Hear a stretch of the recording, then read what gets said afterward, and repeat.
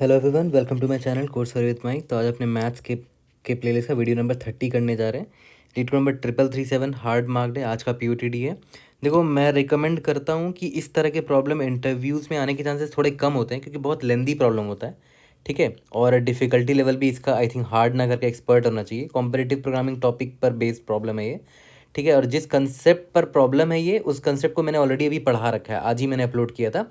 Matrix exponentiation topic पे ये fall करता है ये प्रॉब्लम। तो जिस किसी ने वो टॉपिक नहीं पढ़ रखा है तो ये प्रॉब्लम नहीं ट्राई कर सकता। ठीक है, बहुत दिक्कतें आएंगी। ओके, तो पहले वो वीडियो मेरा देख लेना मैट्रिक्स एक्सपोनेंशिएशन का, मैंने डिस्क्रिप्शन में लिंक डाल रखा है। मोटिवेशन क्या है? Nothing is given, everything is earn. जिंदगी भर याद रखना, लिख के रख लो इसे कहीं पर। ज़िंदगी में कुछ चाहिए तो डायरेक्टली आपको उठाकर देगा नहीं आपको गोद में, है ना। You will have to earn it, you will have to work for it. ठीक है, प्रॉब्लम देखते हैं क्या है इसका। पार्ट 1 ऑलरेडी हमने कल के पीओटीडी में बना लिया था, राइट, है ना। You are given a string S consisting of lower case English letters and an integer T representing number of transformations to perform and an array nums of size 26. In one transformation every character in S is replaced according to the following rule. देखते हैं क्या है rule. पहला क्या है? SI with the next, replace SI with the next nums of SI minus a consecutive characters in the alphabet. For example, अगर S I की का वैल्यू ए है और ए के कॉरस्पॉन्डिंग ए वाले इंडेक्स में चले जाओ। ठीक है, नम्स ऑफ ए में चले जाओ, मतलब नम्स ऑफ ए माइनस ए यानी कि नम्स ऑफ जीरो में चले जाओ। वहाँ जो भी वैल्यू होगा, मान लेते हैं नम्स का वैल्यू, नम्स ऑफ जीरो का वैल्यू 3 था, तो जो आपका एस आई में जो कैरेक्टर था ना, वो नेक्स्ट 3 कैरेक्टर से ट्रांसफॉर्म हो जाएगा। ऐसे A transform into next 3 consecutive characters ahead of it which results in BCD। ठीक है, अभी एग्जाम्पल देखेंगे तो और क्लियर होगा। The transformation wraps around the alphabet if it exceeds Z. अगर जेड के बाहर जाता है तो जेड के बाद ए आ जाएगा। ठीक है, जैसे मान के चलते हैं एस आई अगर आपका वाई होता और वाई की करस्पॉन्डिंग जो वैल्यू है ना, नम्स 24, वाई का वैल्यू 24 होता है अगर इंडेक्स में देखा जाए तो, उसका वैल्यू 3 है, तो वाई रिप्लेस हो जाएगा अपने नेक्स्ट 3 कैरेक्टर से। तो वाई के बाद क्या आता है? जेड आता है, जेड के बाद ए आता है, ए के बाद बी आता है, यानी कि जेड ए बी से रिप्लेस हो जाएगा वाई। ठीक है, okay. Return the length of the resulting string after exactly T transformations. String जो फाइनल बनेगा उसका लेंथ क्या होगा वो आपको बताना। तो ध्यान दो ना, अल्टीमेटली यहाँ पर भी आपको लेंथ ही पूछा गया है, तो आप स्ट्रिंग बनाओगे तो डेफिनेटली वो टाइम लिमिट एक्सीड या मेमोरी लिमिट एक्सीड देगा। तो प्रॉब्लम इसी तरफ हिंट कर रहा है कि स्ट्रिंग आपको बनाने की जरूरत नहीं है, आप डायरेक्टली लेंथ निकाल सकते हो। पार्ट 1 में भी वही प्रॉब्लम था, बट उसमें कुछ रूल्स अलग अलग थे, है ना। यहाँ पर रूल अलग है। तो इस एग्जाम्पल को ध्यान से देखते हैं। इस एग्जाम्पल को देखो, यहाँ मैं थोड़ा सा इरेज कर देता हूँ इसको। ओके, देखो आपका इनपुट क्या दे रखा है? A B C Y Y, 2 transformation करना है। ठीक है, अब यहाँ पर देखो नम्स में वैल्यू दे रखा है ना। इसका साइज 26 है, मतलब पहला वाला A का है, दूसरा वाला B का दे रखा है, तीसरा वाला C का दे रखा है, चौथा वाला D का दे रखा है, एंड सो ऑन। ठीक है, मतलब ये बता रहा है कि A जो है, जैसे मान लेते हैं ये A है, A के इंडेक्स का है ना। इंडेक्स नंबर 0 किसका होता है? ए का होता है, तो ए के करस्पॉन्डिंग 1 है, मतलब ए को जब ट्रांसफॉर्म करेंगे तो ए के जस्ट बाद एक कैरेक्टर जो आएगा वो ए उस पर रिप्लेस हो जाएगा, बी में रिप्लेस हो जाएगा। ठीक है, ओके। तो यहाँ पर देखते हैं, मान लेते हैं पहला ट्रांसफॉर्मेशन हो रहा है अभी। ठीक है, तो पहला कैरेक्टर देखते हैं, मेरा ट्रांसफॉर्मेशन नंबर 1 है ये पहला कैरेक्टर क्या है? ए है। ठीक है, पहला कैरेक्टर ए है, तो मैं क्या करूँगा, नम से मैं जाऊँगा, इस ए के कॉरस्पॉन्डिंग कौन सा इंडेक्स होगा? इंडेक्स निकालना तो कैसे करेंगे? -a करने पे इंडेक्स मिल जाता है। तो इस इंडेक्स पे मैं गया, मैंने देखा इसकी वैल्यू क्या है, नम्स ऑफ 0 की वैल्यू क्या है? 1 है। इसका मतलब क्या हुआ कि ये ए रिप्लेस हो जाएगा नेक्स्ट एक कैरेक्टर से। तो ए रिप्लेस हो गया, नेक्स्ट कैरेक्टर कौन है? एक कैरेक्टर बी है। सिमिलरली बी मिला मुझे, इस बार कैरेक्टर क्या है? बी है, मुझे बी के करस्पॉन्डिंग इंडेक्स चाहिए, तो बी माइनस ए करेंगे तो नम्स ऑफ 1 हो जाएगा। नम्स ऑफ 1 में देखो वैल्यू 1 है, इसका मतलब क्या है कि बी है ना अपने नेक्स्ट एक कैरेक्टर से रिप्लेस हो, यानी कि बी अब सी बन जाएगा।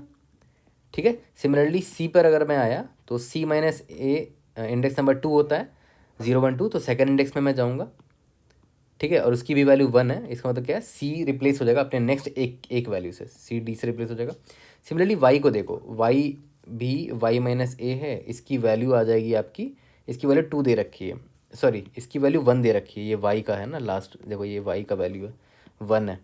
ठीक है, तो इसका मतलब वाई भी अपने नेक्स्ट एक वैल्यू से रिप्लेस होगा। सिमिलरली यहाँ पर भी वाई है, तो वाई अपने नेक्स्ट एक वैल्यू से रिप्लेस होगा। ठीक है, अभी अब आते हैं नेक्स्ट ट्रांसफॉर्मेशन पे। ट्रांसफॉर्मेशन इज इक्वल टू 2, अब ये इस पर अप्लाई होगा नेक्स्ट ट्रांसफॉर्मेशन। ठीक है, तो यहाँ पर मुझे दिखा बी, तो सिमिलरली मैं बी के इंडेक्स में जाऊँगा, नम्स ऑफ बी माइनस ए, इसकी वैल्यू याद है 1 थी, ठीक है। तो बी रिप्लेस हो जाएगा अपने नेक्स्ट एक करेक्टर से, यानी कि सी से। सिमिलरली ये सी है, तो सी माइनस ए का वैल्यू देखो, अगर देखोगे तो 1 है, तो सी अपने नेक्स्ट एक करेक्टर से रिप्लेस होगा, यानी कि डी से रिप्लेस होगा। सिमिलरली डी है, डी माइनस ए में भी जाओगे तो इसकी वैल्यू 1 है, मतलब डी अपने नेक्स्ट एक ही करेक्टर से रिप्लेस होगा। अब देखो जेड आ गया, ठीक है। जेड माइनस ए करोगे तो लास्ट इंडेक्स पे पहुंचोगे, मतलब जेड वाले इंडेक्स में आओगे, तो यहाँ वैल्यू देखो 2 है। इसका मतलब क्या हुआ, जेड अपने नेक्स्ट से 2 करेक्टर से रिप्लेस होगा। जेड के बाद नेक्स्ट 2 करेक्टर कौन है, ए और बी है, तो देखो 2 से रिप्लेस हुआ है ये जेड। सिमिलरली ये जेड देखो, ये भी ए और बी से रिप्लेस हो जाएगा। ओके, तो अब आपका ये सेकंड ट्रांसफॉर्मेशन भी खत्म हो गया। 2 ही ट्रांसफॉर्मेशन आप कर सकते थे। इसका लेंथ देखो कितना है, 1 2 3 4 5 6 7, देखो आंसर आपका 7 है। ठीक है, यहाँ तक क्लियर है। तो नॉर्मल ब्रूट फोर्स सिमुलेशन से कोड करोगे तो टाइम लिमिट एक्सीड आ जाएगा, ठीक है। मेमोरी लिमिट एक्सीड भी आ सकता है, क्योंकि बहुत बड़ा स्ट्रिंग बन जाएगा कंस्ट्रेंट के हिसाब से। ओके, तो देखते हैं कैसे हम इसको सॉल्व कर सकते हैं, थॉट प्रोसेस हमारा क्या होगा इसको सॉल्व करने का। बट इससे पहले मैं आपको ये बता दूं कि मैंने मैट्रिक्स एक्सपोनेंशिएशन का वीडियो डाला है मैथ्स के कंसेप्ट्स के प्लेलिस्ट में, वीडियो नंबर 5 है, आज ही डाला था। इस पीओटीडी को सॉल्व करने से पहले वो समझना ज़रूरी है, उसका लिंक मैंने डिस्क्रिप्शन में दे दिया है। वो नहीं समझोगे तो ये नहीं समझ पाओगे, ठीक है। और ये बहुत ही टफ प्रॉब्लम है, जब तक आप वो नहीं समझ पाओगे तो ये तो इस हवा भी नहीं लगेगी इस प्रॉब्लम की। तो मैं उस कंसेप्ट को डायरेक्टली यहाँ यूज़ करूँगा, ठीक है। वो कंसेप्ट मैं दोबारा यहाँ पढ़ाने का तो ये तो बहुत बड़ा वीडियो बन जाएगा, तो उसको मैं दोबारा यहाँ नहीं पढ़ा सकता। ओके, ठीक है। अब देखो ध्यान दो, मेरा इनपुट ये दे रखा था t इज इक्वल टू 2 है और नम्स मेरा दे रखा है। ओके, तो एक चीज़ आपने यहाँ पर नोटिस किया, यहाँ पर साफ साफ प्रॉब्लम में दे रखा है कि एस में जो कैरेक्टर है ना, ये ए एक बार आया है, ये बी भी एक बार आया है, सी भी एक बार आया है, लेकिन वाई 2 बार आया है, देखो है ना, वाई 2 बार आया है। तो अब ध्यान दो कि ये एक किस में कन्वर्ट होगा ना, वो एक्चुअली में इस पे डिपेंड कर रहा है, नम्स पर डिपेंड कर रहा है ना। मतलब इनिशियल जो भी फ्रीक्वेंसी है, इनिशियल फ्रीक्वेंसी ऑफ कैरेक्टर्स जो भी था वो चेंज होने वाला है, और वो पता है किस पर डिपेंड कर रहा है, वो डिपेंड कर रहा है एक्चुअली में नम्स में क्या वैल्यू दे रखा है, नम्स के वैल्यू पर डिपेंड कर रहा है, ठीक है। मतलब यहाँ पर एक रिलेशन है दोनों के बीच में। ओके, यहाँ पर डायरेक्ट रिलेशन है, और वो नॉर्मल सा रिलेशन है। रिलेशन क्या है, सिंपल सा रिलेशन ये है कि ए जो है, मान के चलते हैं, अगर आपको पता करना है कि एक ट्रांसफॉर्मेशन, अगर मान लेते हैं आप एक ट्रांसफॉर्मेशन कर रहे हो तो एक किस में कन्वर्ट होगा, आप सिंपली कैसे पता कर सकते हो, नम्स ऑफ ए माइनस ए वाले इंडेक्स में जाओ, जो भी वैल्यू होगी, ठीक है, जो भी वैल्यू होगी, मान लेते हैं इसकी वैल्यू 2 है, ठीक है। तो ए क्या होगा, ए किस में कन्वर्ट हो जाएगा, अपने नेक्स्ट से 2 वैल्यू पर। ए के बाद कौन सा वैल्यू आता है, ए प्लस 1 करोगे तो बी आ जाएगा, यानी कि ए का नेक्स्ट वैल्यू बी है। फिर ए प्लस 2 करोगे तो सी आ जाएगा, यानी कि उसके बाद का नेक्स्ट वैल्यू सी है। तो मैंने ए प्लस 1 और ए प्लस 2 क्यों किया, क्योंकि याद करो नम्स ऑफ ए माइनस ए का वैल्यू 2 था, मतलब इस ए में मुझे ए 1 भी ऐड करना पड़ा और 2 भी ऐड करना पड़ा, ठीक है। नॉर्मल एडिशन से आप निकाल सकते हो कि नेक्स्ट 2 कैरेक्टर्स कौन से है इसके, ए के बाद नेक्स्ट 2 कैरेक्टर्स है ए प्लस 1 और ए प्लस 2, यानी कि बी और सी है, ठीक है। तो देख रहे हो normal linear recurrence, sorry linear relation है यहाँ पर इसके बीच में, और इसकी फाइनल और फाइनल जो कैरेक्टर ये बनेगा इसके बीच में। मतलब इनिशियल कैरेक्टर क्या था, इनिशियल कैरेक्टर क्या था और बाद में एक फाइनल कौन सा कैरेक्टर बनेगा, उसके बीच में नॉर्मल सा रिलेशन है।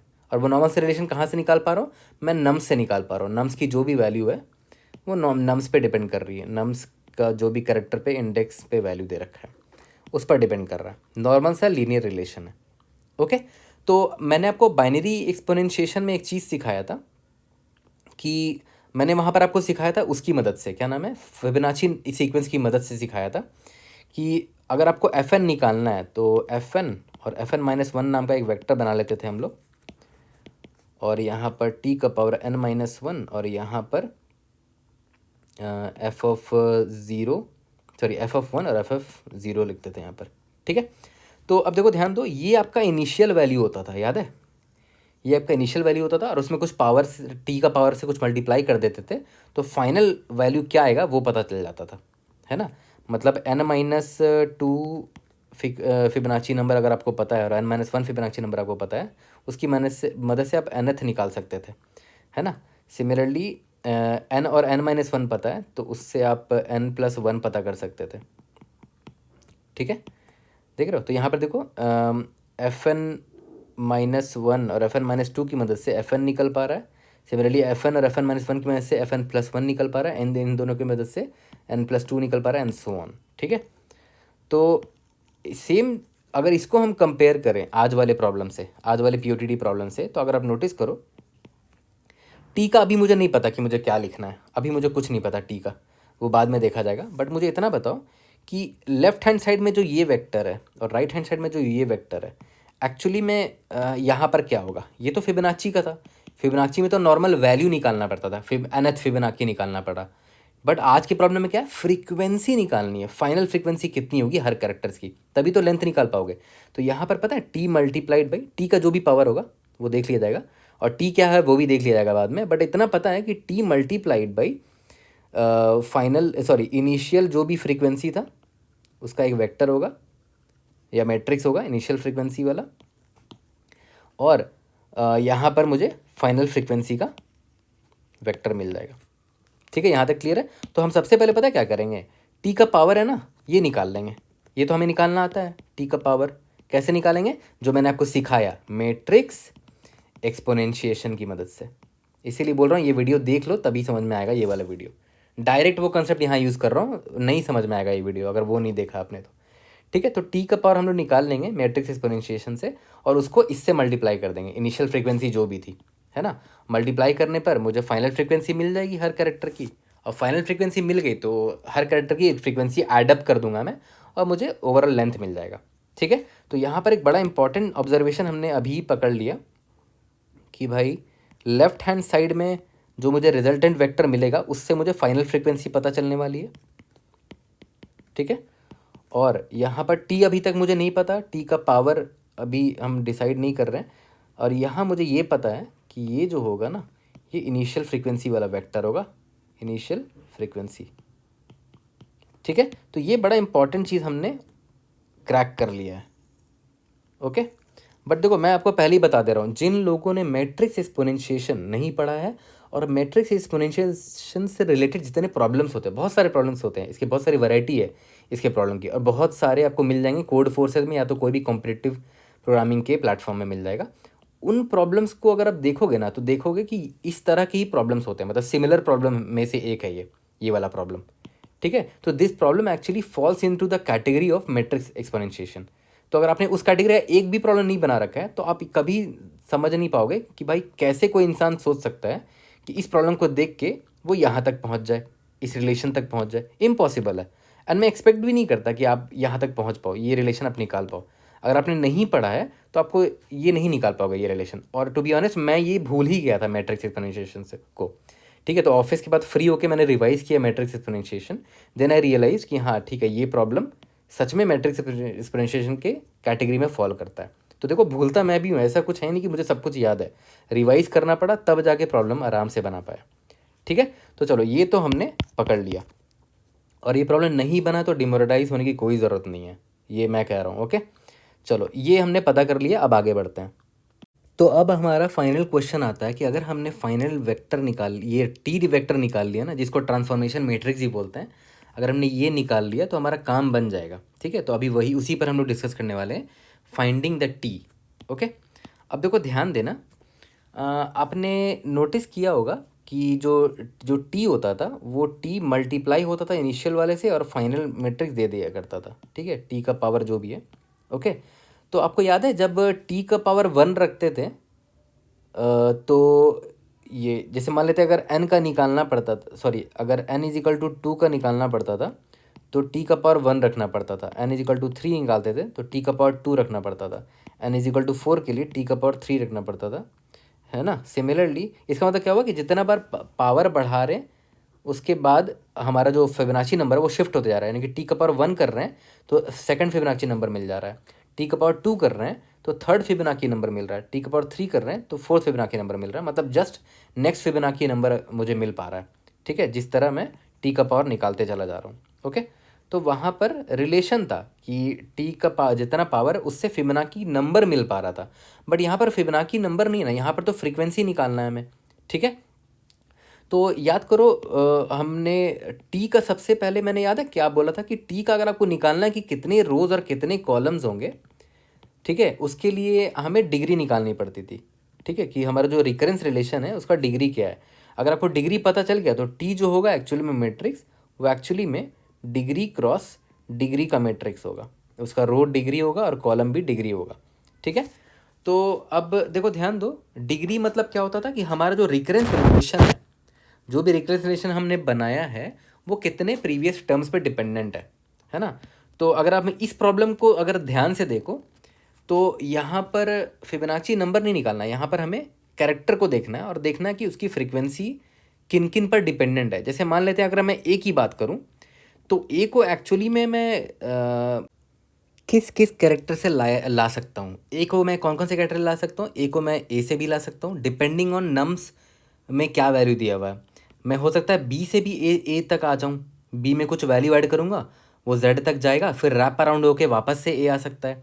डिपेंड करता है कि बी का वैल्यू क्या दे रखा है नम्स वाले अरे में। ठीक है, और ए को मैं सी से भी ला सकता हूँ डिपेंडिंग ऑन कि नम्स में सी के करस्पॉन्डिंग क्या वैल्यू है। सी से जेड तक जाएगा और जेड से ए आ जाएगा रैप अराउंड होके, है ना। तो देखा जाए तो ए किस किस वैल्यू पर डिपेंड करता है, ए पर भी डिपेंड करता है, बी पर भी, सी पर भी, डी पर भी, and so on so on so on, Z पर भी डिपेंड करता है। मतलब ए जो है ना इन लोगों से लाया जा सकता है। याद करो जब मैंने फिबोनाची पढ़ाया था तो मैंने आपको यही बोला था ना कि एफ एन जो है किससे लाया जा सकता है, एफ एन माइनस वन से और एफ एन माइनस टू से। ठीक है, तो सिमिलरली यहाँ पर ए जो है इन लोगों से लाया जा सकता है। और टोटल कितने, टोटल 26 करेक्टर हैं। ठीक है, यहाँ पर कितने वैल्यूज थे राइट हैंड साइड में, एक और दो थे, इसीलिए इसको डिग्री टू में बोलता था, डिग्री टू का रिकरेंस रिलेशन है। और यहाँ पर देखो, यहाँ पर 26 लोगों पर डिपेंडेंट है, 26 लोगों से ए लाया जा सकता है। तो इसके लिए मैं इसको बोलूँगा कि दिस इज डिग्री 26 रिलेशन। ठीक है, ये इंपॉर्टेंट ऑब्जर्वेशन था कि ये डिग्री 620 रिलेशन है, क्योंकि हर कैरेक्टर ए जो है अपने प्रीवियस कितने लोगों से लाया जा सकता है, ए इन लोगों से लाया जा सकता है। तो देख रहे हो, ध्यान दे रहे हो, जितनी बार ए आएगा उतनी बार ए का फ्रीक्वेंसी चेंज होगा, अपडेट होगा ए का फ्रीक्वेंसी। तो ए का फ्रीक्वेंसी डिपेंड कर रहा है कि इन लोगों का फ्रीक्वेंसी कितना है ना, और उन लोगों से ही लाया जा सकता है ए को। ठीक है, डिपेंडिंग ऑन दी नम्स का वैल्यू, नम्स में जो भी वैल्यू दे रखा है। ठीक है, इसीलिए हर कैरेक्टर 26 पर डिपेंड। सिमिलरली बी भी तो हो सकता है ना, बी को भी मैं ए से ला सकता हूँ अगर ए में मैं 1 जोड़ दूँ, या बी को मैं बी से भी ला सकता हूँ अगर मैं बी में 0 जोड़ दूँ। बी को मैं सी से भी ला सकता हूँ, सी में मैं कुछ जोड़ूँ और जेड तक जाए और रैप अराउंड होकर वापस से ए आए, फिर वापस से बी आ जाए, एंड सो ऑन। तो this applies to every character. तो हर कैरेक्टर अपने प्रीवियस 26 कैरेक्टर पर डिपेंडेंट है, हर कैरेक्टर की फ्रिक्वेंसी। तो इसीलिए जो रिलेशन बन रहा है वो एक्चुअली में 26 डिग्री का है। तो मैंने आपको बोला था ना डिग्री 26 है, तो जो मेरा टी बनेगा वो 26 क्रॉस 26 साइज का बनेगा। ठीक है, 26 क्रॉस 26 साइज का बनेगा। तो मैं आपको ये टी बना के भी दिखा देता हूँ, 26 क्रॉस 26। ठीक है, और इसमें इसका साइज 26 है यहाँ पर, क्यों, क्योंकि 26 लेटर्स हैं, हर कैरेक्टर अपने 26 ये बाकी 26 लेटर पर डिपेंडेंट है ना। और यहाँ अगर ये वाला मैं एग्जांपल लूँ तो क्या एग्जांपल था, A B C Y Y था ना। तो यहाँ पर मैं A B C dot dot dot यहाँ पर वाई, यहाँ पर जेड ले लिया। सिमिलरली यहाँ पर भी ए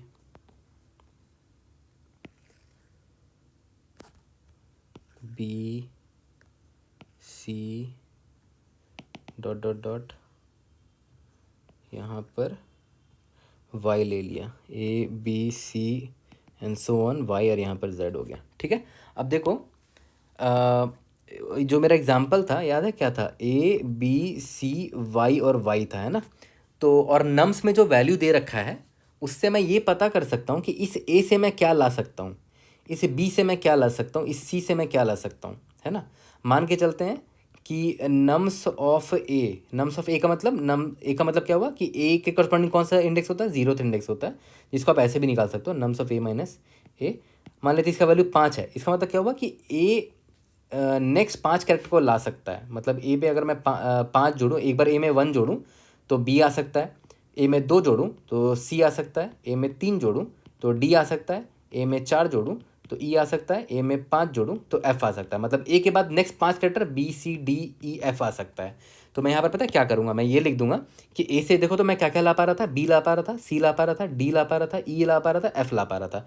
यानी कि ए से मैं बी ला पा रहा था, सी ला पा रहा था, डी बी ला पा रहा था, ई बी और एफ बी, डी ई एफ मान लेते, फ्रीक्वेंसी अपडेट कर दी मैंने। तो यहाँ पर मैंने 1 मार्क कर दिया सबको, ठीक है। तो हम वही दिमाग यहाँ पर लगाएंगे, तो हमारा टी वेक्टर यहाँ से फुल हो जाएगा, है ना। टी वेक्टर हमारा फुल है। तो टी वेक्टर एक्चुअली में होता क्या है पता है, इसको रिलेशन या तो फिर ट्रांसफॉर्मेशन वेक्टर कहते हैं, ट्रांसफॉर्मेशन वेक्टर या तो मैट्रिक्स, ठीक है। यहाँ तक क्लियर है, ओके। तो अब एक काम करते हैं, प्रॉब्लम में दे रखा है कि ए जो है ए के करस्पॉन्डिंग जो नम्स में वैल्यू है वो 1 है, बी में भी 1 है, सी में 1 है, वाई में भी 1 है, वाई में भी 1 है, ठीक है। तो उसके हिसाब से मैं वेक्टर यहाँ पर फिल कर देता हूँ। जैसे ए का वैल्यू यहाँ पर 1 है ना, तो इसका मतलब क्या हुआ, ए पर 1 जोड़ूंगा तो बी आएगा, तो ए से बी आ सकता है, ए के बाद नेक्स्ट एक कैरेक्टर यानी कि बी आ सकता है। तो देखो ये ए है, सॉरी देखो फिल कैसे कर रहा हूँ वो देखो, ये ए है, इस ए से ये बी लाया जा सकता है ना। तो यहाँ पर बी के करस्पॉन्डिंग 1 लिख दिया। तो देखो ध्यान दो, टी ऑफ बी कॉमा ए का वैल्यू 1 दिख रहा है अभी आपको, है ना। यहाँ पर बी कॉमा ए मत समझना, मतलब बी के करस्पॉन्डिंग क्या होता है, बी के करस्पॉन्डिंग इंडेक्स कैसे निकलोगे, बी माइनस ए करोगे तो इंडेक्स निकल जाएगा। तो बस मैंने बी लिख दिया आसानी के लिए। तो टी ऑफ बी कॉमा ए का मतलब क्या हुआ कि देखो ए से बी लाया जा सकता है ना। कितनी बार, एक बार लाया जा सकता है, अभी तो एक बार ही दिखा है मुझे, ओके।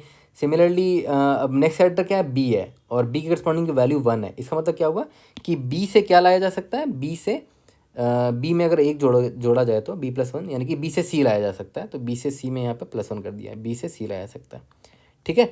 तो ये समझ में आ गया कि ये वेक्टर कैसे भरा रहा है। सिमिलरली सी से डी है, यहाँ पर डी है, मुझे लिखना चाहिए था, यहाँ पर मान लेते हैं डी है, ठीक है। सी से डी लाया जा सकता है, उसके बाद वाई से जेड है ना, तो ये वाई है मेरा, वाई से जेड लाया जा सकता है, क्योंकि वाई के करस्पॉन्डिंग नम्स में जो वैल्यू है 1 है, वाई से जेड लाया जा सकता है। वाई एक बार और है ना, तो वाई देखो 2 बार जेड आ सकता है, तो 1 + 1 यानी कि यहाँ पर 2 हो गया, समझे। तो यहाँ पर देखो T of Y comma Z है, इसका मतलब क्या हुआ कि वाई से Z, sorry T Z comma Y है ना, रो में जेड है ना और कॉलम में वाई, इसका मतलब क्या हुआ कि वाई से जेड देख रहे हो 2 बार लाया जा सकता है, इसीलिए यहाँ पर 2 है उसकी वैल्यू, ठीक है। यानी कि जेड 2 बार दिखेगा मुझे अगर एक बार मैं ट्रांसफॉर्मेशन करूँ तो, और ऑब्वियस बात है, सही बात है, जेड मुझे 2 बार दिखेगा। अब बात आती है कि एक बार और ट्रांसफॉर्मेशन होगा, ठीक है। हो सकता है 2 बार हो, 3 बार हो, 4 बार हो, जितना बार प्रॉब्लम में बोला रखा उतनी बार ट्रांसफॉर्मेशन करेंगे, ठीक है। तो ये तो मैंने इनिशियल वेक्टर बनाया है अभी, जो मेरा गिवन था, स्ट्रिंग मेरा जो गिवन था और जो मेरा नम्स दे रखा है उसके हिसाब से मैंने अभी वेक्टर खाली फिल किया है, ये टी मैंने फिल किया है अभी, ओके, ठीक है। तो अब देखो ध्यान दो, नेक्स्ट ये तो मैंने फिल कर दिया। अब ये फिल कैसे करेंगे इसका कोड मैं लिख के दिखा देता हूँ आपको।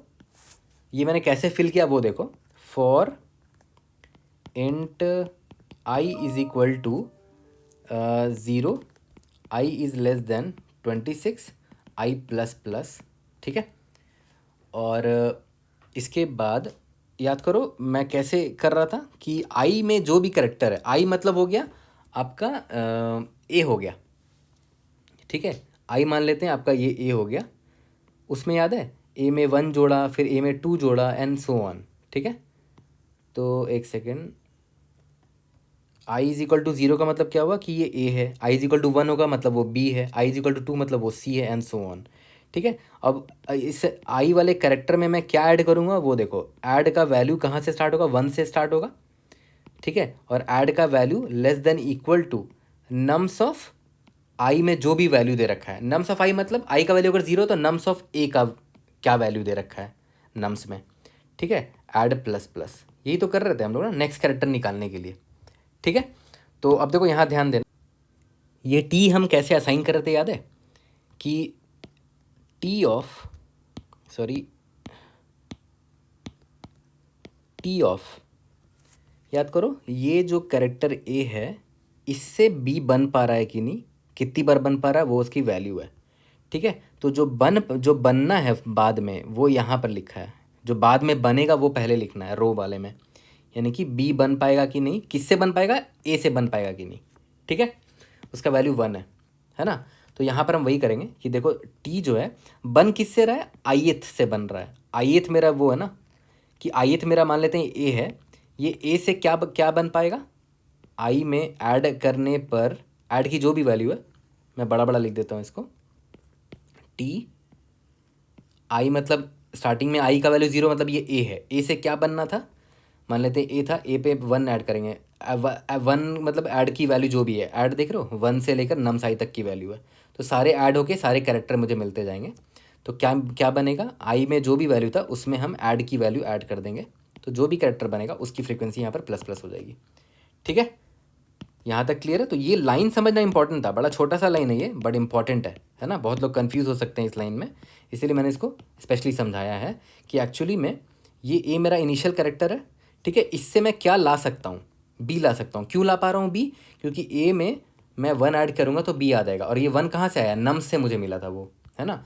और मान के चलते हैं ए की वैल्यू यहाँ पर 5 होती, तो ए में मैं एक बार 1 जोड़ता, ठीक है, ए में एक बार 2 जोड़ता, ए में एक बार 3 जोड़ता, ए में एक बार 4 जोड़ता, ए में एक बार 5 जोड़ता। तो वो यहाँ पर मैं वही कर रहा हूँ, आई में एक बार ऐड की वैल्यू 1 जोड़ रहा हूँ, ऐड की वैल्यू 2 है, ऐड की वैल्यू 3 है, कहाँ तक ऐड की वैल्यू जाएगी, नम्स आई तक की वैल्यू जाएगी ऐड की।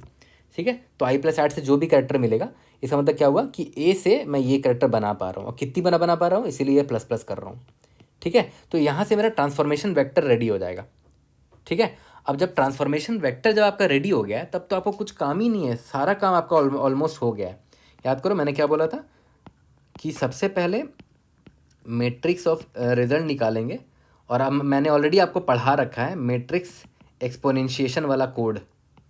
ठीक है, उसमें याद है क्या करते थे, ट्रांसफॉर्मेशन वेक्टर भेज देते थे और उसका जो भी पावर हमें निकालना है, ठीक है, याद है वहाँ पर पावर n-1 लिखते थे। यहाँ पर पावर n-1 नहीं है, यहाँ पर पावर क्या है वो मैं आपको बताता हूँ, पहले ध्यान दो। ठीक है, पहले तो मान लेते रिजल्ट निकल गया, तो अभी आप थोड़ा सा ध्यान दो, हमारा इक्वेशन क्या था, ये इनिशियल सॉरी यहाँ पर लेफ्ट हैंड साइड में फाइनल फ्रीक्वेंसी थी, राइट हैंड साइड में टी का पावर समथिंग, टी का पावर पी मल्टीप्लाई, टी का पावर पी मैंने निकाल लिया यहाँ पर, मान के चलते हैं, है ना।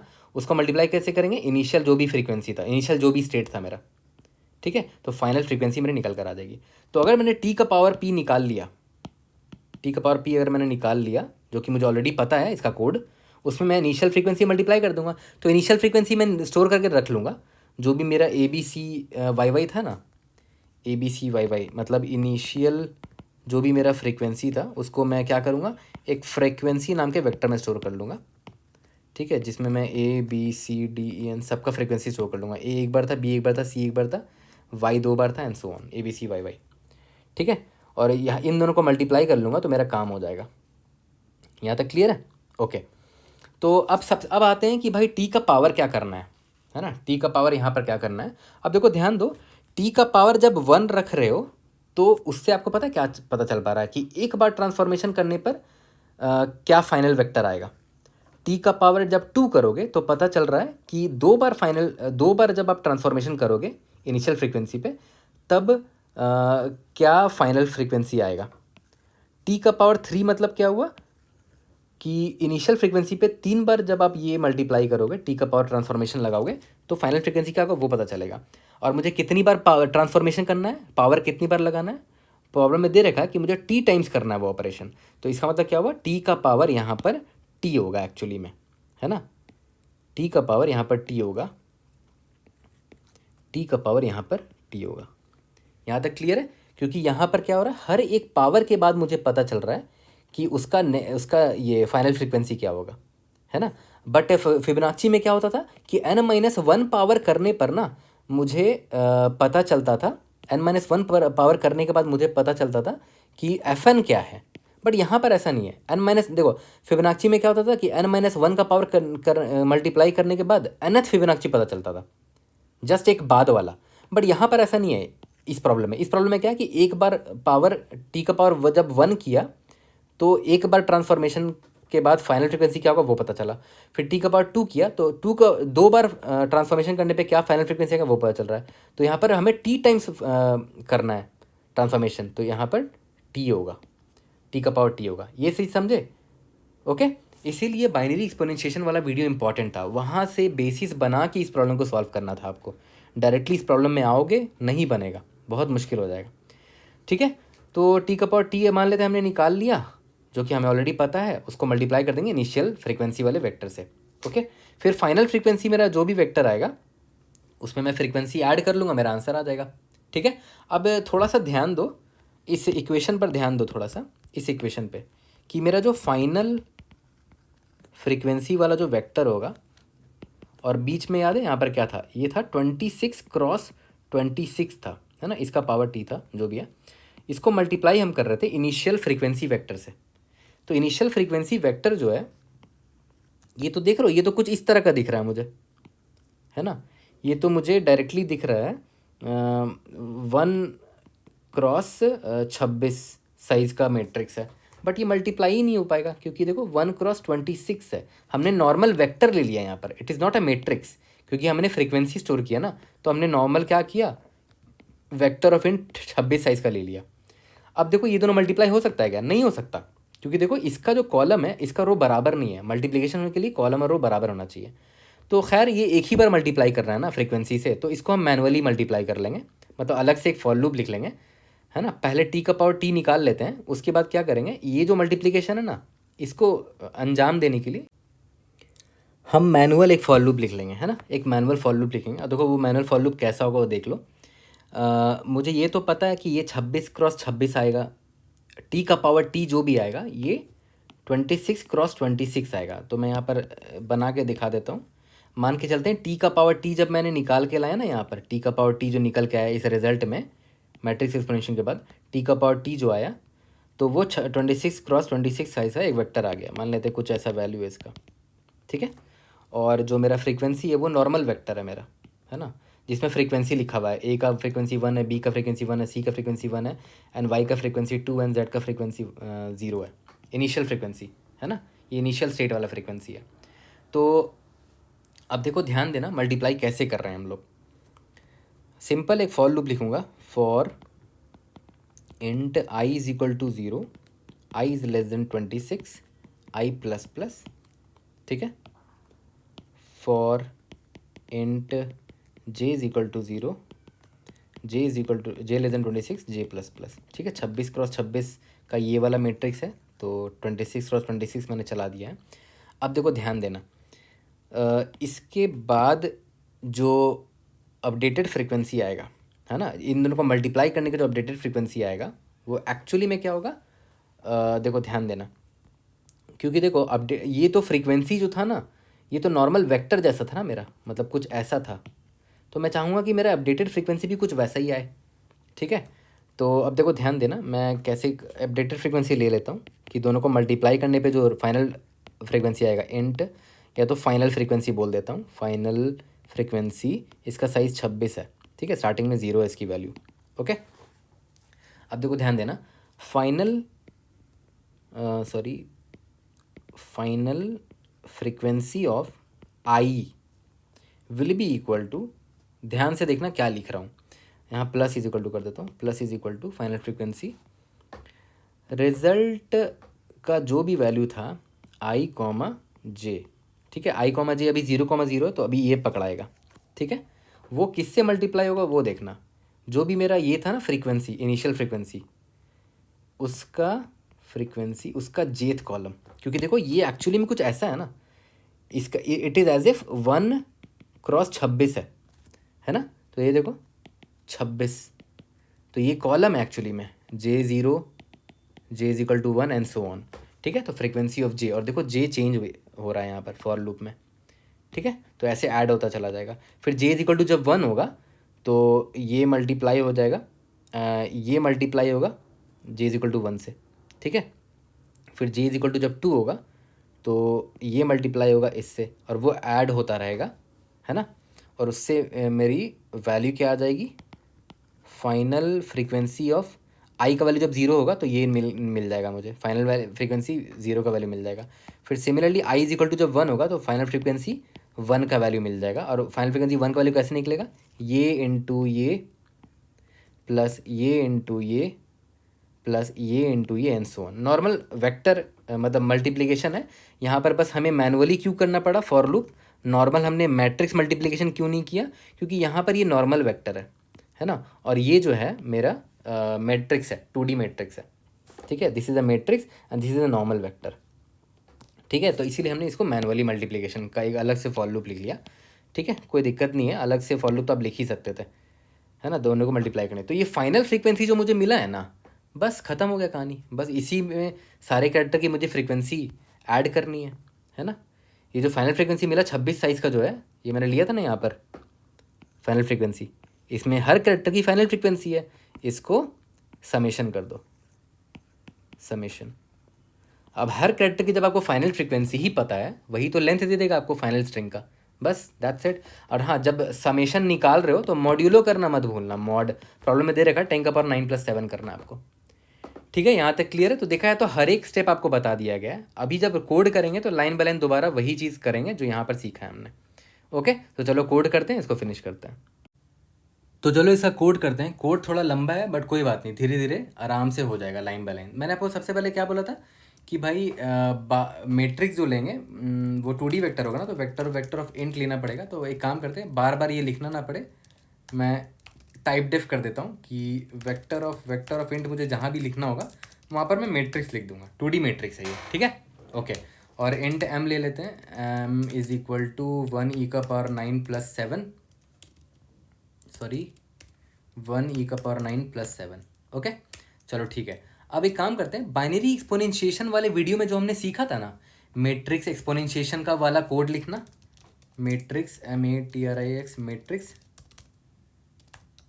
एक्सपोनेंशिएशन, वो कोड मैं अभी लिख देता हूँ ना, मैट्रिक्स एंड बेस और इंट एक्सपोनेंट, है ना। ये मैंने कोड ऑलरेडी आपको बता रखा है बाइनरी एक्सपोनेंशिएशन वाली वीडियो में, तो मैं अभी लिख देता हूँ। If exponent is equal to अगर 0 है, अगर एक्सपोनेंट मेरा 0 तो मैंने क्या बोला था, रिटर्न 1 करते थे, याद है, बाइनरी एक्सपोनेंशिएशन में। लेकिन मैट्रिक्स एक्सपोनेंशिएशन में हमें आइडेंटिटी मैट्रिक्स भेजना पड़ेगा, ठीक है। तो एक आइडेंटिटी मैट्रिक्स बना लेते हैं, मैट्रिक्स यानी कि वेक्टर ऑफ इंट, इसका नाम आई रख देते हैं, 26x26 साइज का होगा, वेक्टर ऑफ इंट 26, स्टार्टिंग में सबकी वाली 0 है।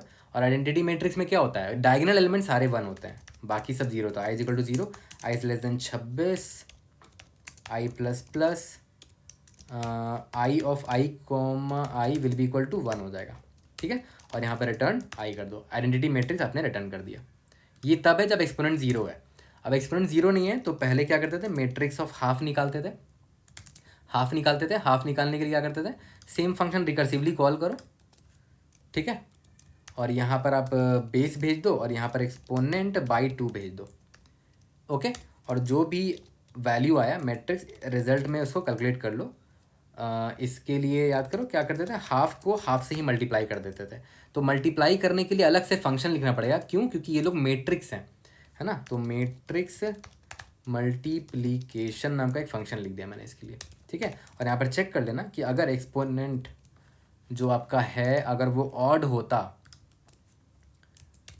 अगर वो ऑड होता, इसका मतलब क्या है कि एक बार और मल्टीप्लाई करना पड़ेगा, तो आपका जो रिजल्ट होगा will be equal to matrix multiplication of result में एक बार और ये बेस वाला मैट्रिक्स मल्टीप्लाई करना पड़ेगा, लास्ट में रिटर्न रिजल्ट करना पड़ेगा, ठीक है। तो आपने मैट्रिक्स एक्सपोनेंशिएशन तो लिख दिया, और यहाँ पर क्या है, मैट्रिक्स मल्टीप्लिकेशन बच गया, तो वो भी मैं लिख देता हूँ। इसको मिनिमाइज कर देते हैं। तो ये दोनों हमने ऑलरेडी सीख रखा है मैट्रिक्स एक्सपोनेंशिएशन वाले वीडियो में, ठीक है। तो वो वीडियो इसीलिए मैं बार बार बोल रहा हूँ, पहले देख लेना। मैट्रिक्स मल्टीप्लिकेशन क्या करता है, ये दो मैट्रिक्स लेता है और इनको सिंपली मल्टीप्लाई करके भेज देता है। तो याद करो यहाँ पर जो मैट्रिक्स है वो 26x26 साइज़ का है ना। जो मेरा टी था वो 26x26 साइज़ का था।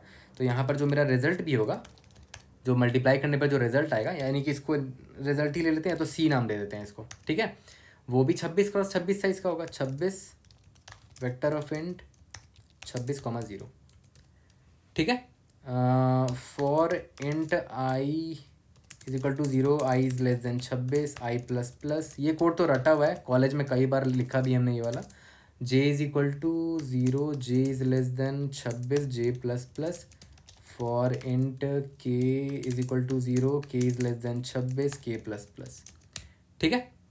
कैसे निकालते थे रिजल्ट, नहीं, यहाँ पर सी है ना मेरा vector, c of i comma j will be equal to c of i comma j में जो भी वैल्यू है प्लस कैसे कर देते हैं, ए ऑफ आई जे, सॉरी ए आई जे आई के होगा, ऐसे याद किया था मैंने, आई जे आई के मल्टीप्लाइड बाई बी ऑफ के इंटू जे। ठीक है, अब ये मल्टीप्लिकेशन हो रहा है तो एक काम करते हैं ना, यहाँ पर इसको हम लोग कर देते हैं मॉड, है ना, ये मॉड कर देते हैं, और यहाँ पर भी ओवरऑल ऐड हो रहा है ना, तो यहाँ पर भी मॉड्यूलो एम कर देते हैं, एम है हमारा वेरिएबल। ठीक है, यहाँ तक क्लियर है। और हाँ, एक चीज़ ध्यान देना, हो सकता है ये वैल्यू बहुत बड़ा हो सकता है, ए आई के इंटू बी के जे, वो देख लेंगे। अगर बहुत वैल्यू बड़ा हो जाएगा ना, तो यहाँ पर हम लोग इसको लॉन्ग लॉन्ग में कन्वर्ट कर लेंगे।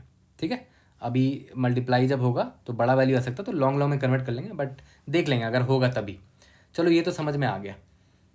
हमने ये कर दिया, और लास्ट में हमें रिटर्न क्या करना है, रिटर्न जो मेरा सी वेक्टर बना है वो रिटर्न करना है।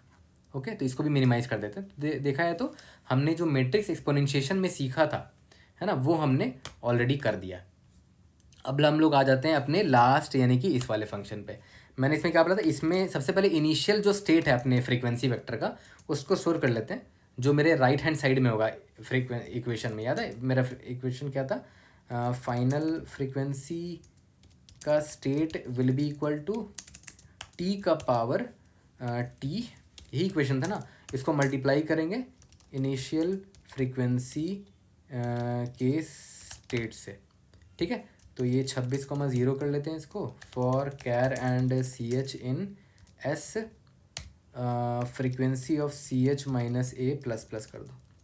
ठीक है, तो यहाँ फ्रीक्वेंसी अपडेट कर दिया, तो मेरा ये बन गया है। ओके, अब इसके बाद मैंने क्या बोला था, नाउ फॉर्म दी टी मैट्रिक्स, जो मेरा ट्रांसफॉर्मेशन मैट्रिक्स, सबसे इंपॉर्टेंट पार्ट यही है ना। तो मैट्रिक्स ऑफ टी ले लेते हैं, ये भी 26 साइज का होगा, क्योंकि डिग्री 26 था, है ना। Vector of int 26,0 for int I is equal to 0, I is less than 26, इसका भी कोड मैंने आपको दिखा दिया था, i plus plus. For int add कितना होगा, 1 से लेकर ऐड जो होगा less than equal to nums of आई की जो भी वैल्यू होगी उतना ही ऐड होगा, ऐड प्लस प्लस। ठीक है, अब बनेगा क्या, पहले तो यहाँ लिख देता हूँ कि ये आई से क्या बन सकता है। आई मतलब ए है, आई 0 ए है, आई अगर 1 है तो बी एंड सो ऑन। आई से क्या बनना है, आई से आई प्लस ऐड बनना है, जो भी कैरेक्टर बनेगा। ठीक है, उसको प्लस प्लस कर दिया। लेकिन हाँ, आई प्लस ऐड देखो, हो सकता है जेड से बाहर चला जाए, तो मॉड्यूलो 26 करना मत भूलना, क्योंकि रैप अराउंड भी करना है। Modulo 26 is done for wrap around. ठीक है, रूल नंबर 2 में बता रखा था ना कि रैप अराउंड हो जाएगा, तो इस चीज़ पर हमें ध्यान देना था। I plus add modulo 26। चलो, यहाँ तक तो क्लियर हो गया, मतलब टी मैट्रिक्स भी बन गया मेरा। अब मैं क्या करूँगा, ये जो इक्वेशन था ना, टी का power T multiplied by initial frequency state, तो मैं पहले टी का पावर टी निकाल लेता हूँ, फाइंड टी का पावर टी। ठीक है, तो इसको नाम क्या दे दिया जाए, मैट्रिक्स, इसका नाम रिजल्ट दे देते हैं या तो, है ना, रिजल्ट मैट्रिक्स एक्सपोनेंशिएशन हमने ऑलरेडी लिख रखा है यहाँ पर, बस कुछ नहीं, यहाँ पर टी को पास करो, टी को पास करो, कहानी ख़त्म, है ना। तो देखो, अगर आपने ये पढ़ा रखा है तब ये आसान है, वरना बहुत मुश्किल है। ठीक है, अभी भी, हाँ आई नो कि इस प्रॉब्लम में अभी भी बहुत चीज़ें हैं जो नहीं सोचा जा सकता है अगर आपने इस तरह के प्रॉब्लम्स नहीं बनाए हैं, तो I totally agree with that, है ना। वेक्टर ऑफ इंट, मैंने क्या बोला था, अपडेटेड फ्रीक्वेंसी नाम का वेक्टर ले लेते हैं, अपडेटेड फ्रीक्वेंसी 26 साइज का 0। ठीक है, अब लास्ट स्टेप मेरा है, लास्ट स्टेप क्या था, टी का पावर टी में जो भी वैल्यू आया है उसको इनिशियल फ्रीक्वेंसी स्टेट वाले वेक्टर से मल्टीप्लाई करना है। ठीक है, तो for int I is equal to 0, I is less than 26, I plus plus, for int I is equal to, sorry, J is equal to 0, J is less than 26, J plus plus. ठीक है, अब देखो ध्यान देना, updated frequency जो भी मेरा है of I will be equal to updated frequency of i का जो भी ऑलरेडी वैल्यू है, प्लस इसमें मुझे क्या ऐड करना था, result of I into I comma J multiplied by जो मेरा ऑलरेडी ओरिजिनल फ्रीक्वेंसी था उसका जेथ कॉलम में जो भी वैल्यू है। तो मल्टीप्लाई करने पर जो भी वैल्यू है उसको मॉड्यूलो एम ले लेते हैं, और ओवरऑल सम करने पर जो भी वैल्यू है उसको मॉड एम कर देते हैं। ठीक है, ताकि आउट ऑफ बाउंड कभी ना हो। इंट रिजल्टेंट लेंथ मेरा क्या होगा, बस सारे फ्रीक्वेंसी को ऐड कर दो, resultant length is equal to 0, for int I is equal to 0, I is less than 26 I plus plus, जो मेरा फाइनल फ्रीक्वेंसी आ रहा है ना, अपडेटेड फ्रीक्वेंसी जिसको मैं बोल रहा हूँ यहाँ पर, तो वो मैं क्या करूँगा, result length plus is equal to result length plus updated frequency of i, और यहाँ मॉड्यूलो एम करना मत भूलना, लास्ट में रिटर्न रिजल्ट लेंथ कर देते हैं। काफ़ी लेंदी प्रॉब्लम था टू बी वेरी ऑनेस्ट। इसका जो pre requisite binary matrix exponentiation है वो भी बड़ा लेंदी वीडियो है ना। एक बार सबमिट करके देखते हैं। We should be able to pass all the test cases, नहीं तो कहीं पर अगर आउट ऑफ, हाँ गया तो है, देखो मैंने बोला था ना ये कहीं ना कहीं जाएगा, क्योंकि यहाँ पर देखो मल्टीप्लाई कर रहे हैं। तो इसके लिए क्या कर सकते हो, यहाँ पर लॉन्ग में कन्वर्ट कर दो इसको, 1 से मल्टीप्लाई कर दो, आई थिंक फिर ये एरर चला जाएगा। और अगर यहाँ एरर आया तो इधर भी आएगा, देखो यहाँ पर भी हमने मल्टीप्लाई किया तो you can go to a very big value. ठीक है, तो अब एक काम करते हैं, इसी टेस्ट केस को यूज़ टेस्ट केस करते हैं, रन करके देखते हैं ये पास होता है कि नहीं। आई थिंक वो होना ही था, क्योंकि मल्टीप्लाई करने पे बहुत बड़ा वैल्यू आ सकता है, वो पास हो गया ना अब। ठीक है, अब आपको याद है मैट्रिक्स एक्सपोनेंशिएशन का जो टाइम कॉम्प्लेक्सिटी था वो एक्चुअली में लॉग ऑफ एक्सपोनेंट था, है ना। We have pass all the test cases. Matrix exponential का टाइम कॉम्प्लेक्सिटी वो लॉग ऑफ एक्सपोनेंट है, क्योंकि एक्सपोनेंट हर बार हाफ हो रहा है, और यहाँ मैट्रिक्स मल्टीप्लिकेशन जो हो रहा है वो 26x26x26 है, तो ऑब्वियस ये बात है वो कांस्टेंट है ना। तो वो कांस्टेंट हो गया, तो लॉग ऑफ, तो देखा है तो यहाँ मैं लिख देता हूँ कि this is nothing but log of T, है ना।